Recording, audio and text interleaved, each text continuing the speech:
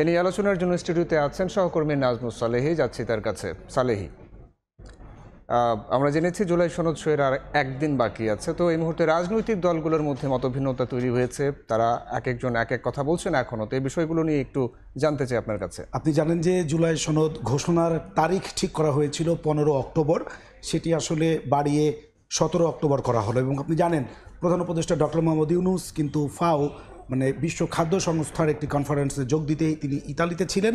সেখান থেকে আজকে সকালেই তিনি কিন্তু দেশে ফিরেছেন। ফেরার পরেই নানা ধরনের উৎকণ্ঠা, নানা ধরনের শঙ্কা বিভিন্ন মহলে আসলে গুঞ্জন ছিল এবং সেটা আসলে আলোচনা চর্চা হচ্ছিল। হঠাৎ করে একটি নোটিশ দেওয়া হয়েছে, জরুরি অতি জরুরি ঐকমত্য কমিশনের বৈঠক অনুষ্ঠিত হবে এবং সেখানে ডক্টর মোহাম্মদ ইউনূস সভাপতিত্ব করবেন, কারণ তিনি একই সঙ্গে কমিশনেরও সভাপতি। তারপরে আমরা সেখানে দেখলাম সমস্ত রাজনৈতিক দলগুলো সেখানে উপস্থিত হয়েছেন। বিশেষ করে আমি যে ফলো করছিলাম, আমি বক্তব্য শুনছিলাম, বিএনপির স্থায়ী কমিটির সদস্য সালাউদ্দিন আহমেদ তিনি বলছিলেন যে প্রধান উপদেষ্টার দপ্তর থেকে যেইভাবে এসে তাকে আমন্ত্রণ জানানো হয়েছে, তিনি মনে করছিলেন কিছু না কিছু হয়তো বা ঘটেছে বা অতি জরুরি হয়তো কিছু হবে। উনি এসে যেটা বলছেন যে গতানুগতিক আলোচনা, কেউ কেউ আবার এটাকে যে গুঞ্জন চলছে আমরা সবাই ঐক্যবদ্ধ আছি এটা দেখানোর জন্য প্রধান উপদেষ্টা একটি আগে যেইভাবে মিটিংগুলো ডেকেছেন এমন একটি মিটিং অনেকেই বলেছেন। আজকে যেটি হচ্ছে, আপনি আগামীকালকের পরের দিন জুলাই সনদ স্বাক্ষরিত হবে। আজকে প্রধান উপদেষ্টার সঙ্গে যে রাজনৈতিক দলগুলো কথা বলেছে তাদের কথা বলার স্টাইল কিন্তু ভিন্ন রকম ছিল। সবাই বলছে বাংলাদেশ গণতন্ত্রের পথে এগিয়ে যাবে, খুব ভালো হয়েছে, সবাই মিলে কিছু না কিছু বিষয়ে ঐক্যমত্য তারা হচ্ছেন। কিন্তু বের হয়ে আসার পরে যখন তারা সাংবাদিকদের সঙ্গে কথা বলছেন, তখন হচ্ছে আমরা দেখছি যে তারা কিন্তু কেউ বয়কট করছেন, কেউ বলছেন আমরা বিবেচনায় রেখেছি, আসলে আমরা সে বিষয়ে সিদ্ধান্ত নিব, তারা হচ্ছে এগুলো বলছেন। তো কে কি বলেছে সেই বিষয়টা আমরা কি ছিল দেখি যে রাজনৈতিক দলগুলো আসলে এই ব্যাপারে কে কি অবস্থানে আসলে রয়েছে। যে নভেম্বর ও গণভোট জুলাই সনদের আইনি ভিত্তিতে অনড় জামাত, নির্বাচনের পথে ঝুঁকি তৈরি হোক চায় না বিএনপি, স্বাক্ষর করবে কিনা বিবেচনা করছে এনসিপি সহ বেশ কয়েকটি দল, সঠিক ইতিহাস না থাকায় সই করবে না বাম জোটের 5 দল, ঘোষণাপত্র বাদ দিলে স্বাক্ষর করবে না গণফোরাম। এই যে বিষয়গুলো আমরা প্রধান উপদেষ্টার সঙ্গে যে আলাপ যখন চলছিল তখন কিন্তু আমরা এই বিষয়গুলো দেখিনি। শুধুমাত্র বিএনপির স্থায়ী কমিটির সদস্য সালাউদ্দিন আহমেদ তিনি স্পষ্টত প্রধান উপদেষ্টাকে বলেছেন সামনে দাঁড়িয়ে, এই প্রথম কোনো রাজনৈতিক নেতাকে আমরা দেখলাম প্রধান উপদেষ্টার সামনে এত স্পষ্ট ভাষায় কথা বলছে। তিনি বলছেন, মাননীয় প্রধান উপদেষ্টা আপনি উপলব্ধি করুন, আমরা আপনাকে সীমাহীন সমর্থন দিচ্ছি না, আমাদের মানে সমর্থনেরও একটা সীমারেখা আছে এবং আপনার সীমারেখা হচ্ছে কন্ডিশনাল।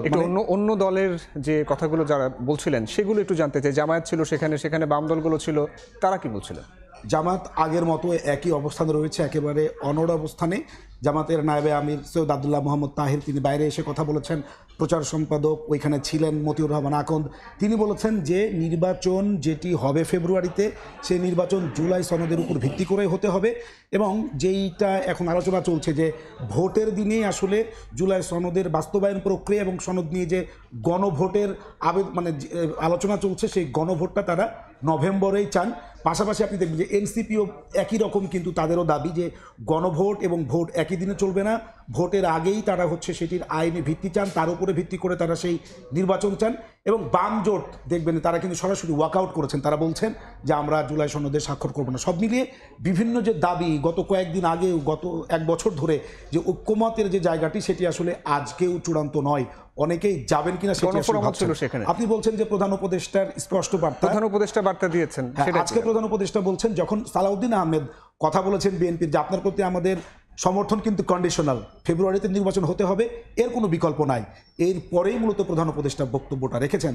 তিনি বলেছেন যে আমি তো বারবার বলছি যে ফেব্রুয়ারিতেই নির্বাচন হবে এবং আমি শুধু বলার জন্য বলছি, ব্যাপারটা এরকম নয়, ফেব্রুয়ারিতে নির্বাচন হবে এই ব্যাপারে তিনি সন্দেহ করতে না করেছেন বা তিনি বলছেন সন্দেহের কোনো অবকাশ নাই। এবং তিনি বলছেন যে এই ভোটটি একেবারে উৎসবমুখর হবে এবং উৎসবমুখর করতে সরকার যত ধরনের পদক্ষেপ সরকার সব কিছু নেবে। এবং প্রধান উপদেষ্টা আশা করেছেন, তিনি প্রত্যাশা ব্যক্ত করেছেন যে রাজনৈতিক দলগুলো এতদিন ধরে 1 বছর ধরে যে বিভিন্ন বিষয়ে ঐক্যমত হলো, সেই যে স্বাক্ষর অনুষ্ঠান জুলাই সনদের শুক্রবারে সংসদ ভবনের দক্ষিণ প্লাজায় সবাই উপস্থিত হবে এবং তিনি সবাইকে নিয়ে বলছেন এটি একটি বাংলাদেশের জন্য মাইল ফলক, শুধু বাংলাদেশের জন্য না, বিশ্বের রাজনৈতিক ইতিহাসে একটি বিরল ঘটনা যে একটি দেশের সমস্ত রাজনৈতিক দল মিলে আগামীর বাংলাদেশ তারা কেমন গড়তে চায় সে বিষয়ে তারা বেশ কিছু বিষয়ে ঐক্যমত পোষণ করেছেন।